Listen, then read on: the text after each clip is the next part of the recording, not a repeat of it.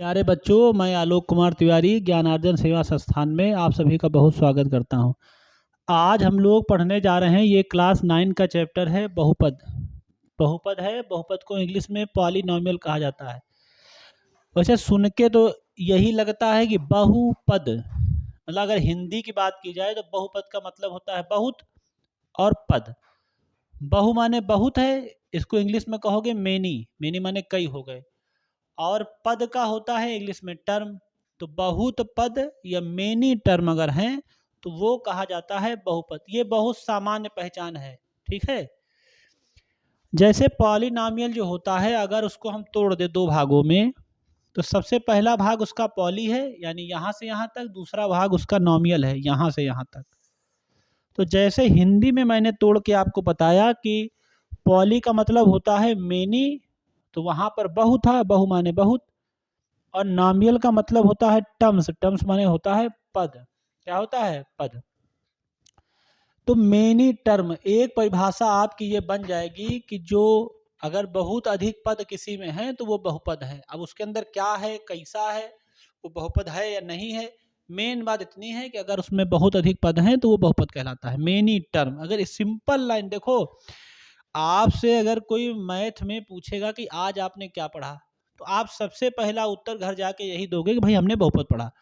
तो वो बहुपद के सवाल नहीं पूछेगा। कोई अनपढ़ भी आदमी होगा तो कोई सवाल नहीं पूछेगा, और पढ़ा लिखा भी अंदर का सवाल नहीं पूछेगा। वो केवल ये पूछेगा कि अच्छा बहुपद पढ़ा है तो बहुपद बता दो क्या है। हम सवाल जानते हैं, सवाल बता देंगे, लेकिन हम ये नहीं बता पाएंगे कि बहुपद क्या है। जितने भी चैप्टर हैं, कम से कम उनकी परिभाषा तो पता ही होनी चाहिए आपको हर हाल में कि इसकी परिभाषा क्या है, डिफिनीशन क्या है। तो बहुपद की जो नॉर्मल डिफिनीशन है वो यही है कि बहुत अधिक पद अगर हैं तो वह पद है। इंग्लिश वाला बता देगा कि अगर मेनी टर्म है, किसी भी उसमें मेनी टर्म है, बहुत पद हैं, तो वो आपका कहलाता है पॉलिनोमियल। ठीक। एक एग्जाम्पल और है उसमें। एक इंग्लिश का शब्द है नॉन निगेटिव इंटीजर। इसको दो भागों में आप समझ लीजिए, ये सबसे अच्छी पहचान है। यहाँ पर आप प्लस लगा दीजिए या ऐसे आबरी लगा दीजिए, नहीं कोई इसको पूरा समझ लेता है। नॉन निगेटिव का मतलब होता है कि निगेटिव ना हो। नॉन निगेटिव मतलब है कि वो नेगेटिव ना हो, मतलब माइनस नहीं होना चाहिए। ठीक। तो माइनस नहीं होगा तो वो क्या होगा? प्लस। और जो इंटीजर है, इंटीजर मतलब होता है पूर्णांक।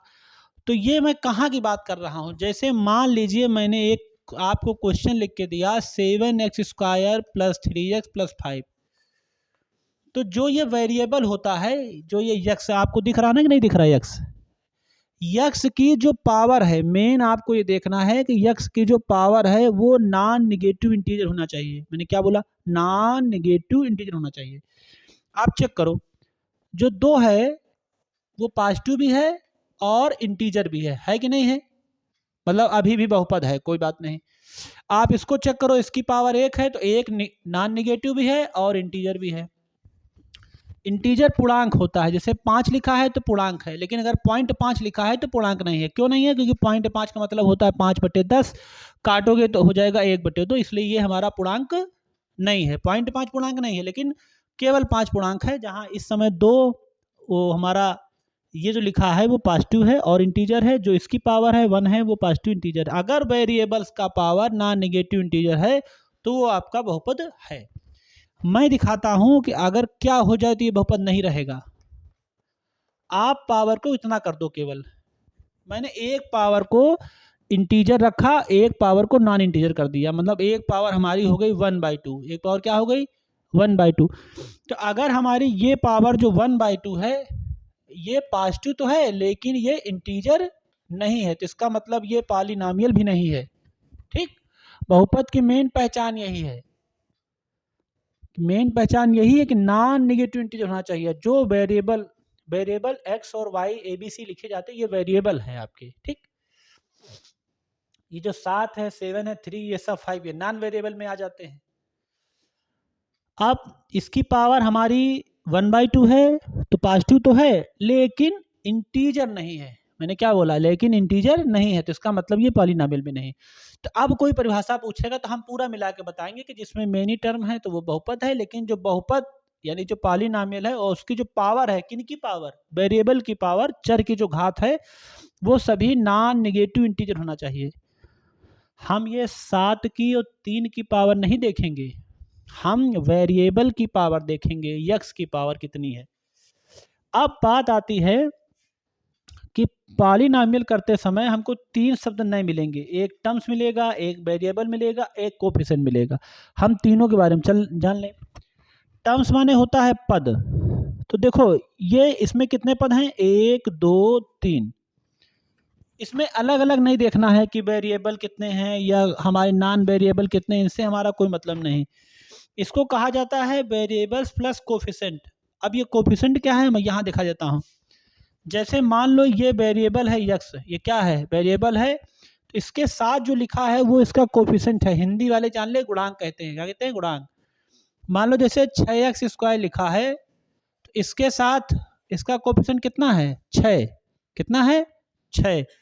अब मान लो केवल x लिखा है तो इसका कोफिशिएंट कितना है, 1। कितना है, 1। आई बात समझ में, बहुत सिंपल है। जितना वेरिएबल लिखा है उसके साथ जो लिखा है वो उसका कोफिशिएंट है। मान लो कुछ नहीं लिखा है तो 1 है। कभी कभी जैसे मान लो लिख जाए 6x² माइनस 3x, तो जो यक्स का कोफिशिएंट होगा वो -3 हो जाएगा। क्या हो जाएगा, बोलो, -3 हो जाएगा। इस यक्स का कोफिशिएंट है -3, तो हम लोग यहाँ क्या लिख दिए, -3। ये हमको लेना पड़ता है, प्लस माइनस लेना। जैसे सिंगल नंबर है तो प्लस ही होगा, कोई निशान नहीं लगा। लेकिन मान लो यहाँ पर अगर -6x² लिखा होता तो फिर इसका होता -6। अब बात आती है वेरिएबल की, वेरिएबल कौन, 7x + 2y। ये सिंगल वेरिएबल का नहीं पॉलिनॉमियल, ये सिंगल वेरिएबल नहीं है। देखो इसका x अलग है और ये y, इसमें 2 वेरिएबल हैं, x अलग वेरिएबल है, y अलग है। तो 7x + 2y में जो x और y हैं वो वेरिएबल हैं, ठीक। अब इनका और इनका जो कॉम्बिनेशन है, इन दोनों को जो मिला के लिखा जाता है, इन दोनों का जो कॉम्बिनेशन है आपस में मिला के अगर लिख दोगे तो वो हो जाएगा पॉलिनॉमियल। वो क्या हो जाएगा, पॉलिनॉमियल। और वो हो जाएगा टर्म्स, उसको टर्म्स बोलते हैं। देखो हमने लिखा 5x² लिखा, तो x² उसमें वेरिएबल है और 5 उसमें कोफिशिएंट है उसका। फिर हमने एक और लिखा, उसमें एक वेरिएबल है, कोफिशिएंट है। तो जो वेरिएबल और कोफिशिएंट